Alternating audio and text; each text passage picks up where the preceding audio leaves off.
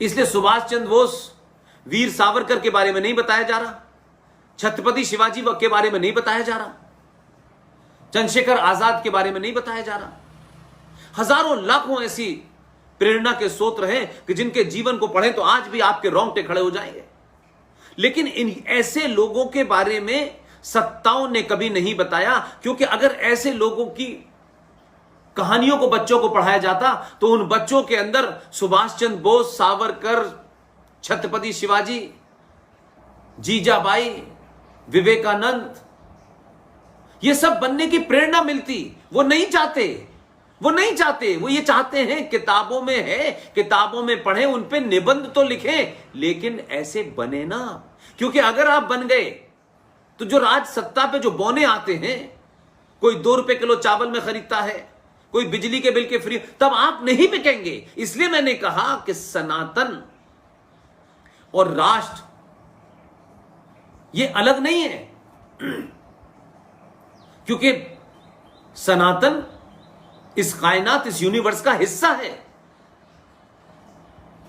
इसलिए आपके जीवन शैली में सब कुछ उस ब्रह्मांड में जो है उसके प्रति आपकी ड्यूटी है। ये यहां तक करना है, ये यहां तक करना है, ये यहां करना है, बस उस प्रकृति ने आपको इस जीवन में जो कुछ चाहिए उतना दिया है। लिहाजा आज के युवाओं से मेरी विनती है, 2 मुद्दे ऐसे हैं जिनको अगर आप उठाएंगे, और हतोत्साहित मत होइए। आर्टिकल 370 और 35A को हम सबने अपनी आंखों के सामने समाप्त होते देखा है। और यह मत समझिए कि सत्ता पे जो लोग बैठते हैं उन्हें कुछ पता नहीं होता। सत्ता के पास इतने तंत्र हैं कि उन्हें सब पता होता है, लेकिन कभी भारत राष्ट्र के राष्ट्रवादियों ने, सनातनियों ने सामूहिक तौर पे किसी बात को रखा ही नहीं। आपको बांटा, ये ठाकुर है, ये ब्राह्मण है, ये दलित है, ये यादव है, ये कुर्मी है, इतनी जगह बांट दिया कि आप एक सनातन परिवार की तरह आपने कभी व्यवहार किया ही नहीं। वो जानते थे कि अगर ये एक हो गए तो राज सत्ता को 24 घंटे काम करना पड़ेगा। ये सत्ता पे बिठाने के बाद मेरे सामने खड़े रहेंगे और राष्ट्र के प्रति जो मुद्दे हैं जिससे राष्ट्र मजबूत होता है, ये सत्ता को मजबूत करने नहीं आए हैं, ये राष्ट्र को मजबूत करने के लिए हैं। लिहाजा आपके उस सर पे सवार रहेंगे। तो राज सत्ताएं नहीं चाहती, राज सत्ताएं आपको उलझाना चाहती हैं। तो एक इशू तो यह है कि चुनावों से पहले आप कहिए कि भारत के संविधान में सरकारों ने अपनी सुविधाओं के हिसाब से जो अमेंडमेंट किए हैं, जो किसी राज सत्ता को सत्ता पे बिठाने के लिए मददगार हो सकता है, क्योंकि आपने किसी को एक्स्ट्रा ताकत दे दी है, हम उनको हटाएंगे, हम उनको नहीं मानेंगे। जब ऐसे मुद्दों को आप रखेंगे तो यह हो सकता है कि राजनीति में ये बड़े लुभावने, बहुत अच्छे मुद्दे नहीं लगे लोगों को। लोग कहें ये कौन सी लड़ाई है, लेकिन अब हमें इस तरीके के मुद्दों से, इस तरीके की घोषणाओं से हमें दूर रहना है। और आप सामूहिक तौर पर यह मांग करें, आज का युवा मांग करे, ये इस घटना से करोड़ों करोड़ों लोगों का फायदा होगा, करोड़ों करोड़ों लोगों का भविष्य उज्जवल होगा और आपकी आंखों के सामने होगा। एक बार इसको मुद्दा तो बनाइए और उसका प्रेशर आज से बनाइए। उत्तर प्रदेश में चुनाव होने वाले हैं 2022 में, 2024 में इस देश का चुनाव होगा। आपने 2014 और 2019 के बाद यह तय कर लिया कि इस देश की राजनीति की दशा और दिशा किधर होगी। ये 5 लोग, ये 10 लोग, 4 MP, 12 MP, 50 MP मिलकर के ये भानुमती का जो कुनबा था, जो लूटने के लिए सत्ता पे बैठता था, पहले तो आपने इस मानसिकता को समाप्त कर दिया। और जो लोगों को सत्ता पे बिठाया उन्हें इतना बहुमत आपने दिया कि उनके तमाम रास्ते बंद कर दिए कि अब ये नहीं कह सकते कि हमें छोटे छोटे दलों के लालच को पूरा करने के लिए कुछ राष्ट्र हित के मुद्दों को छोड़ना पड़ा। और राष्ट्रवादी ताकतों को इतना बहुमत दीजिए कि उनके भागने के रास्ते बंद हो जाएं। वो कोई सवाल आपसे ये ना कहें कि हम यहां कमजोर थे इसलिए हम ये नहीं कर पा रहे। और शायद जब आपने इस देश को डिसाइसिव मैंडेट दिया, जब आपने 2 रुपए किलो चावल और कुछ सब्सिडी में मिल जाने की लालसा से अपने आप को बाहर निकाला, तो 2 सरकारें आपने पूर्ण बहुमत की दी। जो 14 में कमी थी उसको आपने 19 में पूरा कर दिया। और जो 19 में और अगर किसी को लगता है तो वो 24 में पूरा करिएगा। लेकिन राज सत्ता पे जिन्हें बिठाया है, यह भी सच्चाई है कि एक 70 साल की कीचड़ को,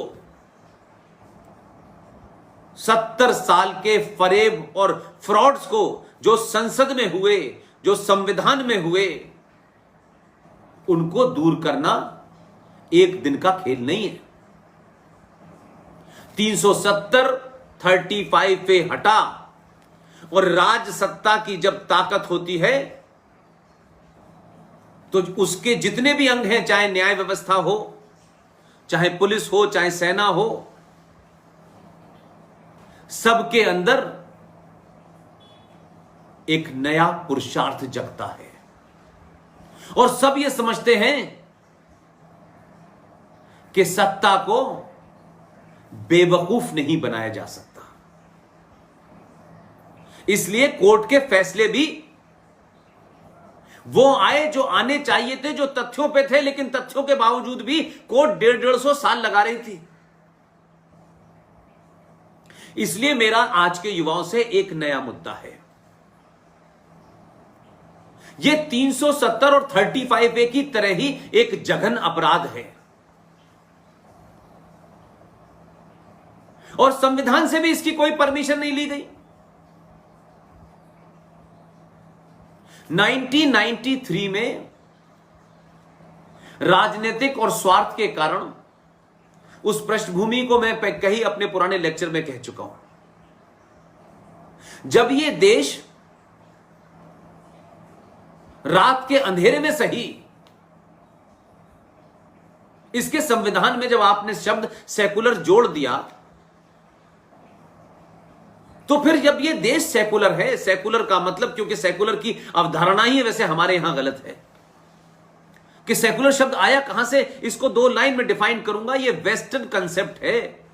जब दुनिया में सत्ताएं चर्च के माध्यम से देखरेख में चलती थीं, तो उस वक्त भी लोगों में ये इस किस्म का एक विचार आया कि सत्ता पे बैठने वाले राजा का कोई मजहब नहीं होना चाहिए, वो कहीं चर्च के माध्यम से इतना ज्यादा प्रभावित ना हो जाए कि उसकी पॉलिसी में चर्च के मानने वालों के प्रति ही ज्यादा वफादारी हो और दूसरों के प्रति ना हो। तो यह कहा गया कि जो सत्ता पे बैठेगा उसका कोई मजहब नहीं होगा, इसलिए राज सत्ता सेकुलर होनी चाहिए। तो राज सत्ता में जो बैठेगा उसका कोई मजहब नहीं होना चाहिए, यह फंडा था। लेकिन भारत के परिप्रेक्ष्य में यह पूरी तरीके से निराधार है।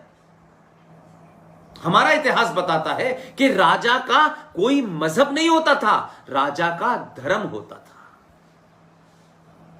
और धर्म का मतलब क्या है कि एक राजा का धर्म अपनी प्रजा के प्रति क्या हो, अपनी सेना के प्रति क्या हो, अपनी संस्कृति के प्रति क्या हो, अपने संस्कारों के प्रति क्या हो, उसका उसके प्रति दायित्व क्या है, ड्यूटी क्या है, वही धर्म था। लेकिन हमने झूठ बोला और धर्म और मजहब को एक जगह खड़ा कर दिया।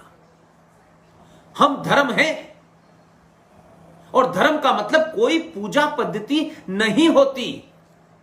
मैं बात इसको इसलिए आसानी से आपको समझाना चाहता हूं कि हम बातचीत में कहते हैं कि भाई हम आज धर्म संकट में फंस गए कि हम ये करें या ये न करें।